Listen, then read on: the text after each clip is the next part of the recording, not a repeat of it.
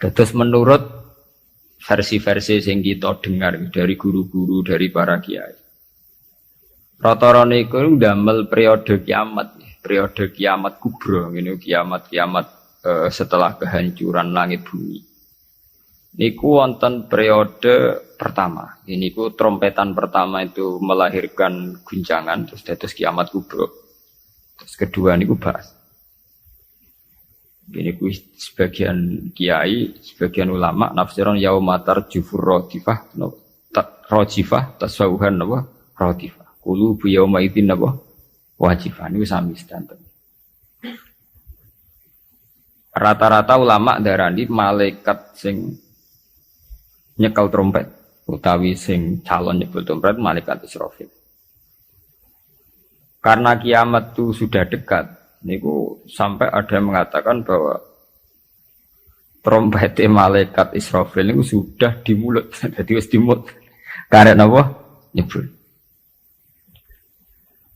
Dan semua ayat Quran menunjukkan memang kalau kiamat sudah dekat. Semua redaksi Quran niku semua menjelaskan bahwa kiamat itu sangat dekat. Nah, jenengan tangklet dari diinformasikan dekat. Nggih. Ben sampean enggak salah paham nggih. Dari diinformasikan dekat itu mulai zaman Rasulullah sampai sekarang maupun 1428 Hijriah. Hampir 16 abad. Niku mawon ngangge tahun Hijriah. Tapi lalu dalam masa ribuan lebih kok belum juga datang. Nah ini pentingnya satu metode ilmiah. Rata-rata mufassir itu menafsirkan bahwa sesuatu yang pasti terjadi itu dekat. Nah, apapun jumlah waktu, kepanjangnya waktu, kalau pasti terjadi itu pasti dekat. Makanya dalam kitab-kitab kalau diterangkan ala inna sa'ata qarib bahwa kiamat itu dekat, mesti rata-rata mufassir mengatakan fa inna kulla atin qaribun, karena setiap yang akan datang pasti dihukumi apa? Dekat. Kayak kita ini dengan kematian. Kematian kita mungkin ada yang sampai umur 70 tahun, 60 tahun. Tapi karena kita ini pasti mati, itu seakan-akan asal eling mau nggih grogi tenan. Eling tok niku napa? Grogi. Karena kita yakin itu pasti napa? Terjadi gitu. Itu satu metode untuk menerangkan bahwa dekat itu karena mesti terjadi. Metode kedua niku berbanding dengan umur dunia. Umur dunia wingi kula maca teng Kompas, versi Kompas itu sekitar 3 miliar berapa dari bumi diciptakan sampai sekarang, kalau versi ilmuwan itu sekitar 3 miliar berapa. Nggih to nggih dinosaurus mawon sekian ratus juta.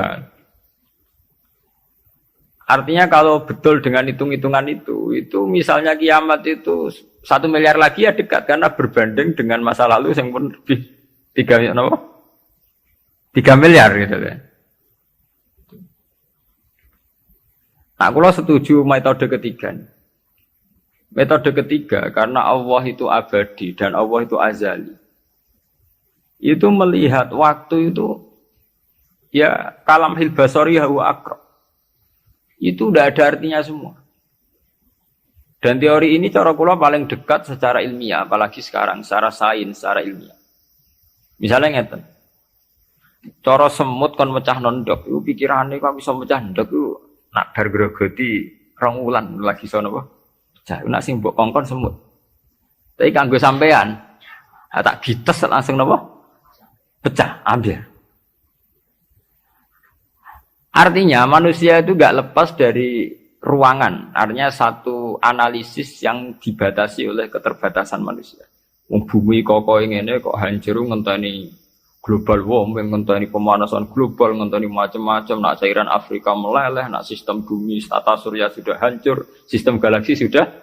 Iku acara manusa. Jadi dengan segala ilmiahnya manusa bayangno kiamat tentu nunggu global warming, nunggu tata surya sing rusak galaksi. Padha cara semut kon mecah ndok. Iku kira-kira pikirane tak mulai ke pojok endi sing paling lemah, endi sing. Cara sampean mbok kites mulai kon diwe ya pecah. Ya padha. Kowe ngrubahno gedung sing nganggo beton, nganggo cor, nak manual ya tak palu kon ndi supaya rubah. Tapi nganggo bom atom, cek mbok dakok endi wae ya napa? Hancur ya. Artinya ketika yang ngendikan itu dekat atau mudah itu Allah, memang nggak ada masalah. Allah mau bilang kiamat itu dekat atau mudah ya memang inna dzalika 'ala Allahi yasir. Makanya Allah itu sering berkali-kali kalau cerita kiamat, cerita hal mukhal mesti ditutup inna dzalika 'ala Allahi yasir. Wa kana dzalika 'ala Allahi yasir. Itu mudah bagi Allah, itu mudah bagi Allah. Ya karena bagi Allah ya tidak mudah, bagi selain Allah tentu tidak mudah. Lah anak ngono kan pun kelepan ya memang enggak masalah kan. Allah cerita parek cek gampang urus-urusane pangeran, kita ora usah melok meh. Pangeran nak metu mokonge nek ngendikan la yusalu amma yafalu wa hum misal. Bentone manusa wae sering analisis pangeran mbek teorine manusa. Ya mesti ora sambung wong Allah iku azali dianalisis mbek sesuatu sing hadis sing sekarang, sing profan, sing rusak. Makanya para pencari Tuhan yang murni dengan rasional tentu tidak akan ketemu karena dia akan mengkiaskan barang-barang hadis untuk meneliti barang-barang azal. Jadi wow, contoh paling gampang nih wow. Bahwa manusia itu cara berpikir itu pun mesti dibatasi dengan ruang dan waktu. Padahal pangeran, bukan butuh ruang, bukan butuh apa waktu. Ini gue mau nopo. Ya contoh termudah itu. Contoh termudah, jika kita nganggap kiamat, itu tentu dengan teori rasional kita akan bicara tentang bumi tua sekian tahun lagi.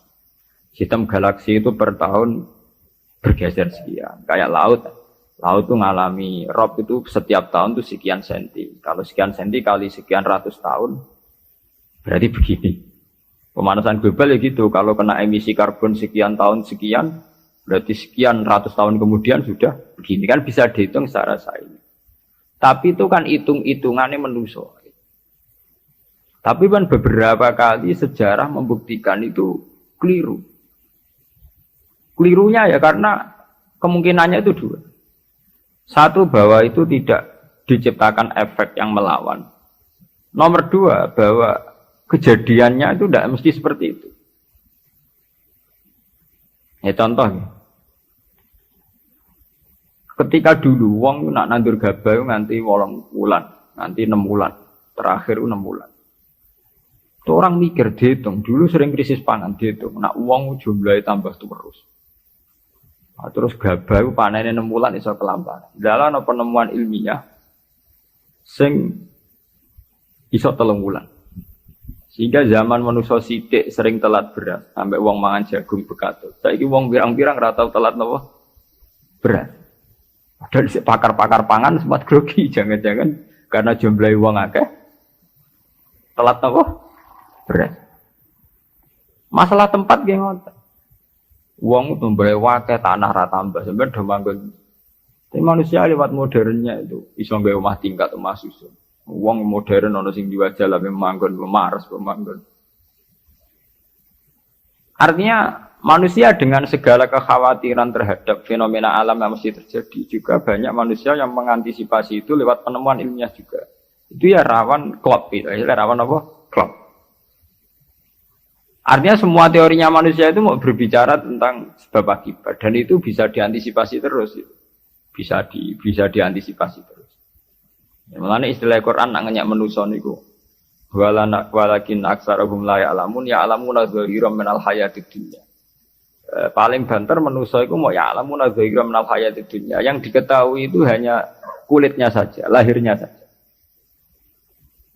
Gampangannya dokter meriksa, saiki lara pemah mergo mangane ra tertib. Ya kan secara profesional dia pakai standar objektif kalau makannya tidak tertib itu lahir mah. Sekarang ini namanya mah. Tapi bagi keluarga itu mungkin tertib piye? Tertib butuh ekonomi tertib, penghasilan tertib kan. Tentu itu enggak dianggap masalah mah, masalah ekonomi. Orang dianggap masalah mah, tapi dianggap masalah apa? Ekonomi. Nah nanti bagi yang lain sing ahli saraf, ahli apa itu tidak murni dianggap masalah mah atau masalah telat makan, lebih ke psikologis. Bahwa saraf itu punya ketahanan sekian. Kalau secara psikologi tertekan, maka tingkat ketahanan pada penyakit hanya sekian. Jadi awal-awalnya karena pikiran saking sering kacau nih. Karena sering telat lah, nak kondisi sarafnya itu, kondisi psikologinya itu stabil, Itu tingkat imunitas, tingkat kekebalan terhadap penyakit juga sekian. Artinya tidak pati riskan, nggak pati rawan kena apa? Penyakit. Itu kan sudah 3 versi. Ya sama nanti kejadiannya kiamat ya begitu. Macam-macam.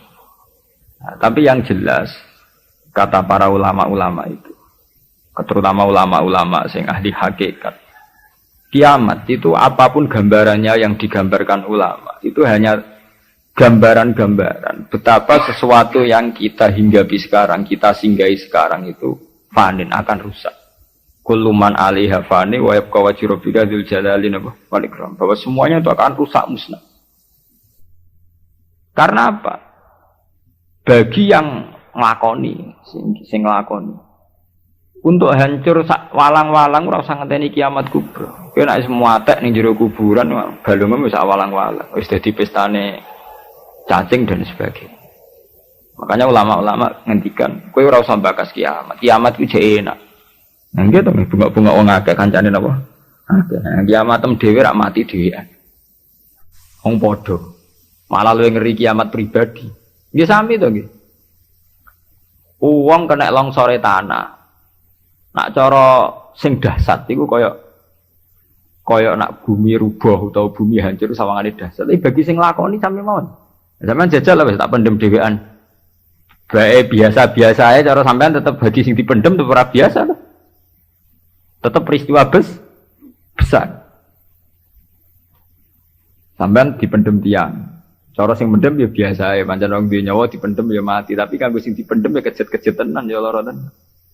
Artinya untuk menjadi kiamat itu udah harus nunggu kiamat kubro. Semua yang dialami oleh manusia, tragedi-tragedi itu tentu akan menjadi peristiwa besar, maha besar. Balik kayak kelaparan yang mlebu ning TV ngenteni busung luapar, wong Irian Jaya, wong Afrika, wong macam-macam. Tapi kanggo individu yang hari itu sedang lapar ya ngeri tenan lah diberitakno lah ya ngeri. Wong karena dia benar-benar ngalamin apa? Kelaparan. Makanya ketika ulama-ulama ilmu hakikat itu lau asyraqa laka nurul yakin la ra'aital akhirata aqraba ilaika min antar tahila ilaiha. Andaikan kamu imannya benar, itu tentu melihat akhirat itu sekarang, tidak usah nunggu nanti. Lau asyraqa laka nurul yakin la ra'aital akhirata aqraba ilaika min antar tahila ilaiha. Andaikan kamu sudah sampai ainul yakin, hakul yakin, kamu melihat akhirat itu sekarang. Tidak usah nanti-nanti nunggu mati atau nunggu ono ba'at, nunggu swarga napa? Neraka. Kenapa? Ya itu tadi. Bagi orang yang khosyahnya tinggi, orang-orang yang pada kelas iza zikrawah wajilat, akhirat itu sekarang. Sampai nanti ya akhirat, besok ya akhirat lagi, hari ketiga ya akhirat lagi. Sampai kita mati ya akhirat lagi, sekarang pun akhirat lagi. Maksudnya gimana? Bahwa paling kita takuti saat mati adalah masuk surga sebagai simbol ridho Allah dan masuk neraka sebagai simbol suhtuh. Dan bagi orang yang sangat takwa, itu takut ya dimulai dari sekarang. Setiap detik kita takut jangan-jangan kita tidak dalam ridho Allah. Setiap detik kita takut jangan-jangan kita sedang dalam suhtuh. Nah, ketakutan-ketakutan ini tentu menjadi kita sudah benar-benar kayak di akhirat. Artinya untuk trauma tentang neraka, untuk menikmati surga itu ya dimulai benar-benar sekarang. Artinya ning swarga sing tak golek ya ridane Allah. Ning neraka sing tak wedeni ya suhtuh. Sekarang juga kita juga begitu. Sekarang juga kita sing paling wedi ya mbek suhtuh. Sing paling seneng ya mbek ridho. Nah, akhirat ngenteni mati ya akhirat yang bentuk. Ya akhirate kowe-kowe iku wedi pangeran ngenteni mati, nggo ning kuburan dhewean. Go ditangisi mudin ki saiki dhewean ning kuburan. Serana dulur ra ono sanak. Lah apa zaman ning donya akeh wong terus bahagia, ono dulur malah tukaran. Ono bojo malah ge. Saiki kowe lara ning kuburan dhewean ra ono anak, mana ono anak geger malah mbek anak. Ya mudin ya ilmiah. Apa? Mudin tiba menangi dhewe ndek ning lakoni rutin. Kan apa nak dhewean terus lara kan betul mesti itu. Ada kok anak bojo zaman ning donya malah kadang anak bojo masalah tenan. Itu artinya apa? Itu tadi. Kiamat itu ada, ba'ats itu ada. Kita nanti mati, nanti kita dihisab. Tapi seorang mukmin sejati tentu tidak akan menunggu hisab itu datang nanti. Mulai sekarang itu takut hisab. Makanya sampai Rasulullah ngendikan hasibu anfusakum qabla an tuhasabu. Kowe iku ngitung awakmu yo saiki, ngrasa awakmu mbok evaluasi terus, mbok hisab terus. Ya Allah, hari ini saya melakukan amal baik berapa, amal jelek saya berapa. Qabla an tuhasabu, sebelum benar-benar hisab itu nanti nyata. Audit dari Tuhan nanti belum. Makanya Rasulullah itu nganggap kiamat itu biasa mawon, sesuatu yang kecil yang biasa. Mati oleh Rasulullah dianggap biasa. Karena bagi orang yang takwa, tentu dalam hidup itu sendiri yang diperjuangkan gimana setiap detik, setiap hari ada evaluasi. Saya ini sedang dalam ridha Allah atau dalam suhtullah. Nah, orang yang sudah begini ini yang masuk innamal mu'minuna alladzina idza dzukirallahu wajilat. Nah, aku ya ora wajilatem bayangno. Waduh, ketemu Allah ning kiamat amalku elek tok sok ben piye. Lah apa saiki ra ketemu pangeran jen giendo, ketemu pangeran ngenteni kiamat. Lha iku jenenge kalah innahum ar-rabbihim yawma idzil mahjubun. Jen bekicap uripe ubek napa? Jogeman utek ngene utek elek. Jogeman urip. Duh koyo apa menang nang akhirat gak suwangu, kok ketemu pangeran. Wedi ngono ora usah ngenteni sok mpe. Ya saiki detik ini juga. Paham? Nah, sampean taklet. Niku rak makom sing dhuwur. Ora makom dhuwur-dhuwuran, jan aturane kudu ngono. Iki aturan, ora senengane kok makom-makoman. NU nek kon nggih makom.